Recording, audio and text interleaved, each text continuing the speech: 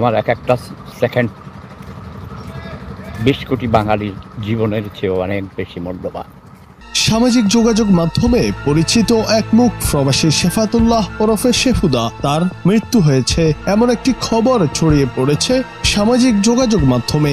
সত্যিই কি মারা গেছেন তিনি? আপনারা দেখতে পাচ্ছেন আগের চেয়ে আরো ২০ বছর বয়স আমার কমে গেছে। আর ওরা মনে করে আমি মরে গেছি, তার মানে মরে গেলে মরা মানুষের কথা কি করে হয়?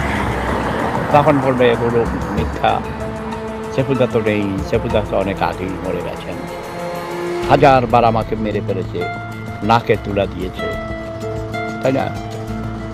মৃত্যু হয়নি শেফুদার, বেঁচে আছেন তিনি। মৃত্যুর গুজবকে উড়িয়ে দিয়ে বৃহস্পতিবার ফেসবুক লাইভে আসেন শেফায়েতুল্লাহ। নিজের ফেসবুক আইডি থেকে লাইভে এসে তিনি বলেন, আমাদের সবার প্রিয় শেফুদা ইন্তেকাল ফরমাই আছেন।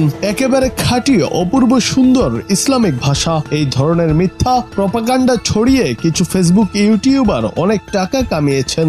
আমার মৃত্যুর বিষয়টি গুজব এবং দেশের এক শ্রেণীর নব্য রাজাকার ও আল বদররা এই ধরনের মিথ্যা প্রচার করেছে। আমি সম্পূর্ণ সুস্থ আছি, আগের চেয়ে আরো ২০ বছর বয়স কমে গেছে। আমার একটা সেকেন্ড ২০ কোটি বাঙালির জীবনের চেয়েও অনেক বেশি মূল্যবান। ঠিক বলেছি? এইসব মিথ্যক প্রতারকদের বেঁচে থাকার কোনো অধিকার নেই। এমনিতেই বাংলাদেশের খবর দেখে মন খারাপ। তারা আমার নামে মিথ্যা ছড়ায়। যারা মিথ্যা কথা বলে বলে সত্যকে আড়াল করতে চায়, তারা রাজাকার। যারা দেশের স্বাধীনতা চায়নি, মহান মুক্তিযুদ্ধের বিরোধিতাকারী।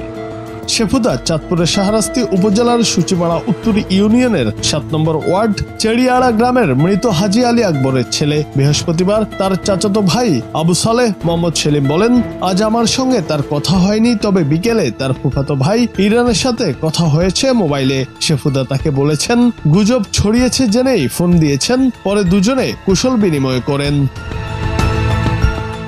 জুনায়েদ আহমেদ, বাংলা টিভি। হে মিথ্যক ধোঁকাবাজ প্রতারকরা, মিথ্যা কথা ছড়াইছো কেন?